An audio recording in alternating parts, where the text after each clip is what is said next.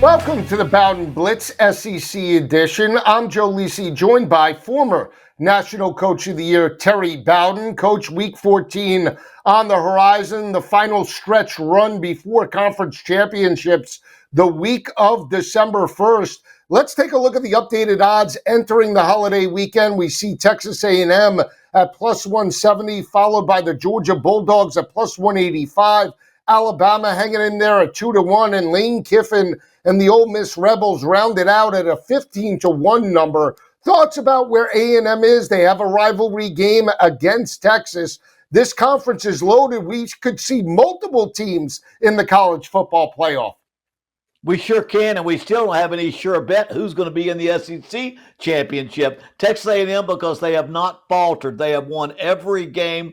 They have found a way to win. Now, they have won mostly on the bottom half of the SEC games, not the top half, and that's the negative against them, but they have played well enough to win. Of course, a big win over Notre Dame as well, and so I can see them being the number one team, but I'm going to tell you, Georgia's got a tough one to finish up with, but Alabama is playing Auburn in the Iron Bowl in Auburn. A lot of good football to be played, and you could see losses to any of those teams because of who they're playing. Now, Ole Miss benefit that the fact that they have the Egg Bowl against Mississippi State. Most likely they're not going to make an SEC championship. Right. That should benefit them. But then their head coach, Lane Kiffin, might not be on the sidelines come December 19th when the college football playoff starts. There's rumors about him maybe jumping to LSU or Florida. Are they in a prime position with or without Lane Kiffin heading into this week matchup against Mississippi State, who's fighting for bowl eligibility right now? Well, you know, that coaching search and Lane Kiffin, it's been interesting for him, but it's a mess right now. If he loses this football game, they're going to blame him. He's going to have to leave because it's a mess. Because if he's going to stay, he should go ahead and make his mind up. So it's a difficult situation. He's gone after this game. I think if he doesn't make his mind up and they don't win, I think he's almost got to leave. I just think it's a mess, and I think everybody's going to look to him and say, why did you do this? They have a chance to have the greatest season in the history of their school. If they win Friday, would he walk away? Could he leave that situation?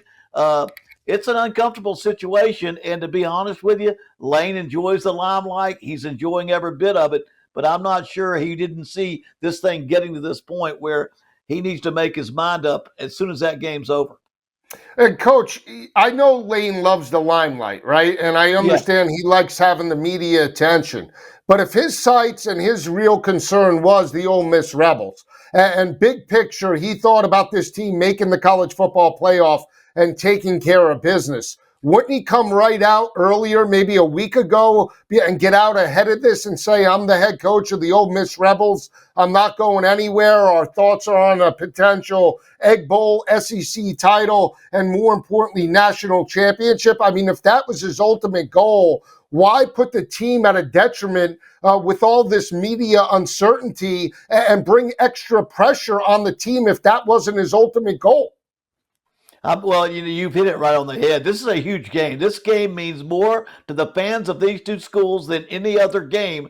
And now Lane Kiffin, if he knew he was going to stay at Ole Miss, and I guarantee he knows whether he's coming or going. In his mind, he knows whether he's coming or going. And if he's waiting now till after this game, I just think he's done a disservice to the Ole Miss program and what they did to help him. You got to remember, they gave him a chance to reestablish himself as a Power 4 head coach when he had some difficulties in the past. And I just think what should be a positive could very well turn out to a real negative. And no telling what would be said or done if they did not win this game. Absolutely, and we'll see exactly how that plays out a little bit later in the week on Friday. That's the Egg Bowl, 7.5-point favorite for the Ole Miss Rebels over Jeff Lebby and the Bulldogs. The game is played in Starkville. We'll see and break it down a little bit later in the show. Coach, another team that nobody thought would be here entering the final week of the regular season is in fact the Oklahoma Sooners. They took care of business against a very good Missouri defense. It wasn't flashy, but they get the job done. 17-6 over Missouri. But you look at Brett Venables, he has done a fantastic job. This defense is as good as anybody, and they're deserving. They get the win Saturday over LSU. They can make some noise in the college football playoff. Yeah, when you play defense that good and you can stop the run like they do, they held Ahmad Hardy to what, 50, 52, 53 yards in the game. And they dominated on a defensive side of the ball against a team that had to run to win. They could not run enough to get this game. His offense didn't score a lot of points, but John Mateer did enough. I've said this before. He plays Vinny ball or Venable ball is the way he plays it. Stuff your running game. Don't get turnovers from you and find a way to win defensively, score just enough. So again, it's going to be a good finish. I believe he finishes and wins this game. My thoughts that he's probably the SEC Coach of the Year if he comes through, if not for Lane Kiffin, depending on what that situation is. Yeah, absolutely. And Mateer did have a solid performance in the first half, 85-yard touchdown pass to give the Sooners the lead. They never looked back. That defense contained Bo Perbula and the Missouri offense. We'll see how it plays out against an ineffective LSU offense this coming weekend. Oklahoma right now 10-point home favorites against the Tigers. This is a game that Oklahoma lost last year by double digits. We'll see how it plays out. I do want to take a look back at the Arkansas loss to Texas. Everybody's taking a looking at Arch Manning, and this team puts up 52 against the Razorbacks, but that defense got torched early on by Mike Washington and Taylon Green. Coach, they put up 37 points, over 500 yards of total offense. They perform like that against Texas A&M. I think they're going to get blown out potentially in this matchup. Well, they did probably what they had to do to win because they have problems, but they didn't try to run the ball because they're not very good at it. They threw it like crazy. Arch Manning had his most yards ever, but they can't stop people on offense. Arkansas put a ton of points on the board, and they did what they had to do to outscore them. But, man, that's not going to happen week in and week out. The pressure that Oklahoma can put on your quarterback, and Texas A&M can put on your quarterback, and Texas A&M's third down defense, all those things. It could be a long day for Texas. They won the game. They did what they had to do to outscore Arkansas, but they also revealed again the problems they have as a postseason football team, the lack of running ability, the lack of a strong defense. Now, they beat Texas A&M last year in a low-scoring game in Kyle Field, 17-7. If they win a close game against A&M and they have 3 losses, 9-3 overall, I've asked you this throughout the regular season. I'll ask you again. Yeah. Is Texas deserving to be in the college football playoff based off their body of work up until this point? I don't have them going there. I just don't think with 3 losses they're going to establish themselves well enough. I might still go with Oklahoma as one of the 12 with only 2 losses in the body of work that they have. Look at the number of top 15 teams, top 10 teams that Oklahoma has beaten in the second half of their season. Missouri and Alabama and the teams they've won against week after week. So, again, if they do win, I don't believe Texas with 3 losses is going to get in. There's just going to be too many 10-2 season teams around the country that would give that would be deserving of the playoffs, and I think have a good enough schedule to make it into that final 12. We'll see. Now, when you look at just Texas overall, they did lose to Ohio State, number 2 team in the country, 14-7. They did beat Oklahoma the game after John Mateer came back from a thumb injury, but we'll see exactly how it plays out against the top-ranked Aggies in Austin, Texas. They are 2.5-point home underdogs to Marcel Reed and Mike Elko. When we come back, we'll dive into some other Week 14 primetime matchups right here on the Bowden Blitz.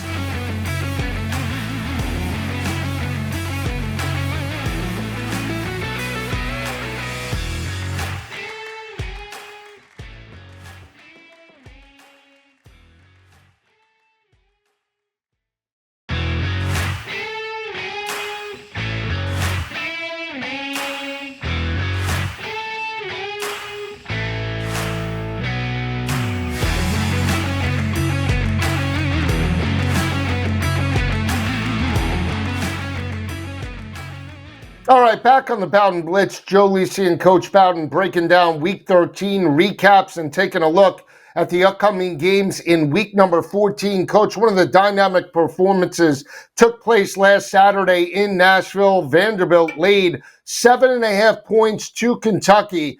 This was a game where they had not beaten Kentucky in Nashville dating back to 2015. They had lost 4 straight at home in the series against the Wildcats. They stepped up, built an early first half lead, but this game was all about Diego Pavia. He puts up multiple touchdowns, throws for over 480 yards, and Vanderbilt routs the Wildcats 45-17. Clark Lee has done a fantastic job, 600 yards of total offense, and they really contained the Wildcats at that particular time, 500, fighting for bowl eligibility.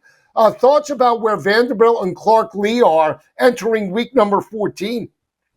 Well, I mean, Diego Pavia saves his best for last. Last home game, he's playing in Nashville, and 484 yards, 5 touchdowns. He ran for another one.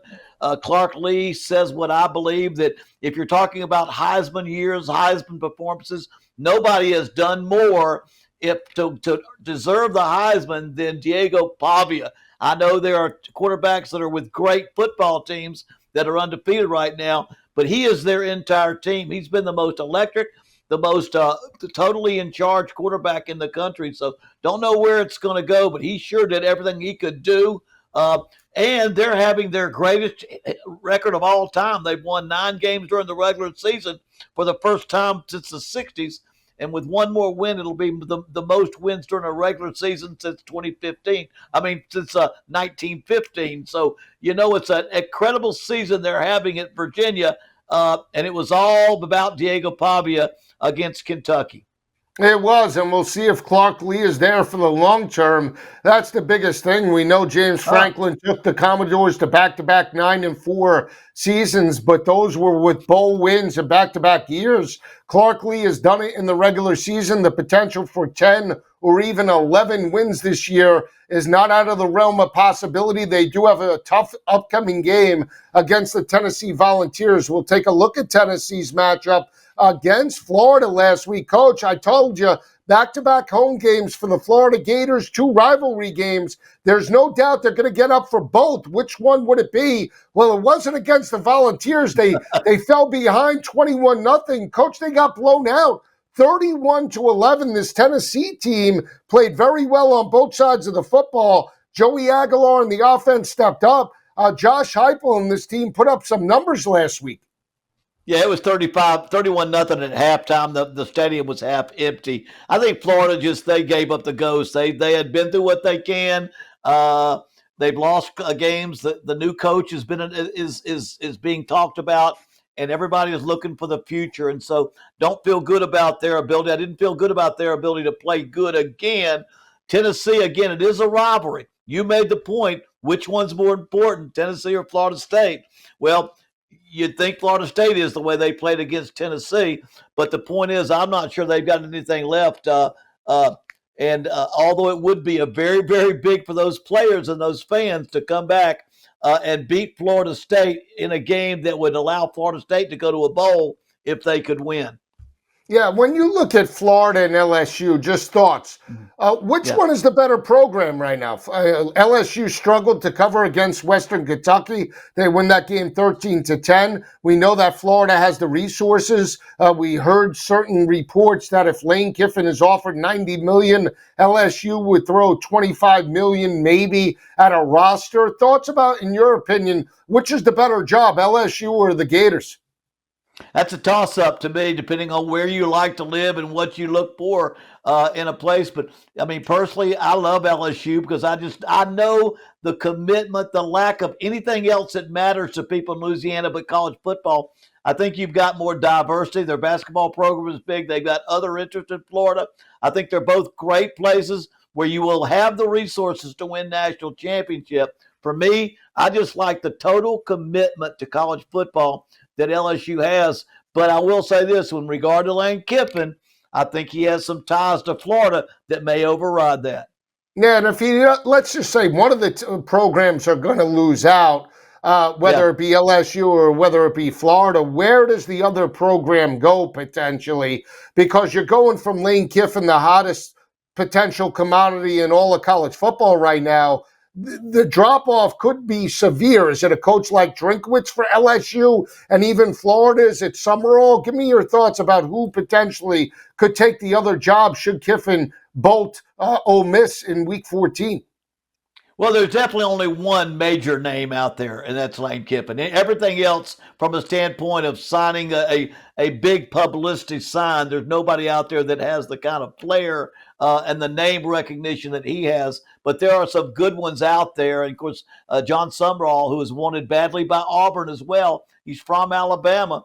But I look at Drinkwitz at Missouri, who's done a good job. Nobody talks about the coach at SMU, but actually, he would fit perfectly at Florida if they were go after somebody like him. I don't think anybody is thinking about some of these coaches, but I'm going to tell you, if Florida is doing things behind the scene, those coaches will pay attention because most every coach in the country knows that you've got everything you need to win a championship at the University of Florida as well as LSU. Is Drinkwitz still a hot commodity? I know they lost to Oklahoma. They lost to Vanderbilt. Or would Lee be potentially that name now? I mean, seeing what Lee has done in Vanderbilt, if you were making the decision, would you go Drinkwitz? Would you go Lee? I'd go Drinkwitz. I think his body of work is better. Lee, he had 2 losing seasons without Pavia. And then when Pavia came, he went 7-6, winning the bowl, but he didn't win on his own. He won. Now, he is smart enough to get that quarterback to go there, but we don't know for sure how much of that is Diego Pavia. And if he leaves them, can they recruit? Will he take them to that level again? So I think Drinkwitz has a body of work I think is a little bit stronger, and he finds a way to win with whoever he's got at quarterback. He finds a way to win most of his games. Now, will he leave Missouri? I don't know. When Coach and I return, we'll dive into those primetime top 25 battles in the SEC right here on the Bowden Blitz. Marquee games that have SEC title implications and also college football playoff implications coming this weekend. We'll come right back and break it down.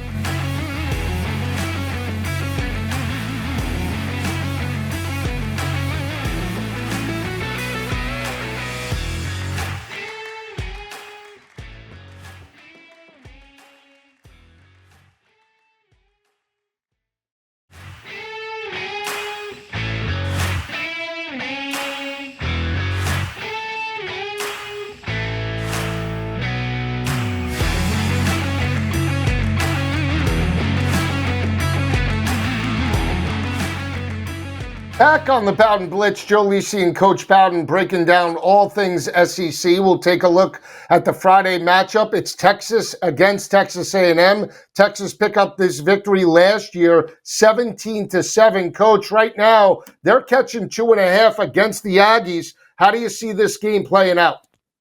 Well, I see this game being much more like Texas playing Georgia, except it's at home.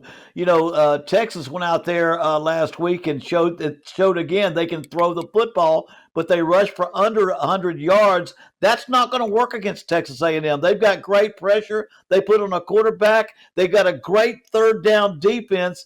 And the fact that Texas has yet to decide they can run, I think that's a one-dimensional offense, and I think they play right into the hands of Texas A&M, and I think Texas A&M is going to get after them, and I think Texas is going to be stuck in the same situation they had when they played Georgia just a couple of weeks ago.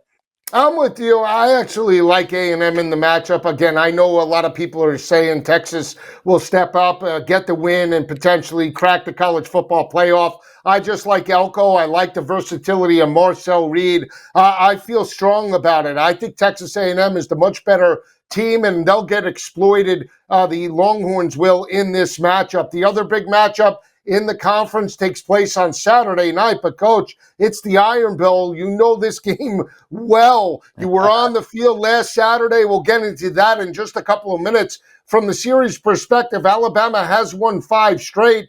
Auburn went to Deuce Night last week in the out-of-conference win. They're going back to Ashton Daniels for this matchup. Coach, 5.5-point underdog for Auburn. I think they're live. I think this is my bet of the week. They strike the upset over Alabama.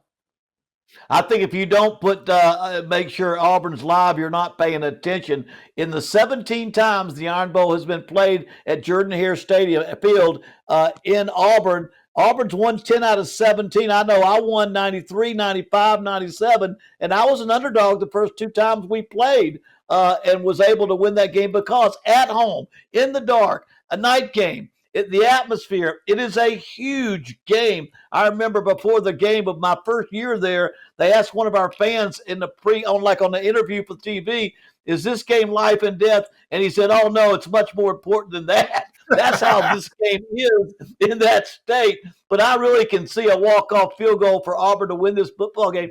Alabama better be ready because they still don't run it quite well enough. And I think if Ashton Daniels can play clean, not turn the ball over, that's the quarterback they're going to go back to. He gives them a dual threat. He gives them enough of a run and pass option. And remember, their defense has been superior most of the season, has been very, very good. That's going to allow them to slow down Alabama because Alabama is not a great running team. They're a good running team, but not a great running team. And I think that puts Auburn in a perfect position. So, again, I've got this feeling that Auburn – and let me say this. When I watched that Mercer game, I was there this past weekend, there's an enthusiasm. There's an excitement again. They've got spirit because they've changed the coach. They've had two quarterbacks have great games, and they just feel good about themselves. And that positive attitude is very important when you're going into a game like this one. Absolutely. Let's put up the graphic. Let's see you last weekend. Look at that. Look at that. You got the national champion, right? That's it. You were on probation that year. It doesn't matter, though. National champions, undefeated coach of the year. I mean, that was unbelievable with Pat Nix and that team throughout your tenure on the Plains. I mean, you stepped up in marquee rivalry games. Thoughts just about the experience with your former players? Well, it was very important to my player, maybe more so than me, because my dad was named national champion in '93, and we were on probation, but we were the only undefeated team. We weren't allowed to be in the postseason. We weren't allowed to be on TV, and those players got out there and won every single game. The final one against the defending champion of Alabama, Crimson Tide. And so I was glad for them. We were named national championship by one other team. But if you remember, I think 91 was the last year they gave like Georgia Tech and Colorado co-champions. They stopped doing that, but they did recognize that we had been named national champions. So it was a great atmosphere, a lot of fun for those players, and it was good to see those guys again. It makes me feel old because that was a long time ago. Yeah, now I said Pat Nix. It was Stan White, the former, I believe, New York Giant backup for years. Stan White, fantastic. Frank Sanders. I mean, that team, right. I told you coached some great college and NFL players on the next level, and we'll break down this game a little bit later in the week after Thanksgiving. Coach Bowden and I will be on Friday, Black Friday, breaking down all of the top 25 battles in the SEC. For Coach Bowden, I'm Joe Lisi. Have a happy Thanksgiving, everyone. Enjoy the games. We'll see you on Friday right here on the Bowden Blitz.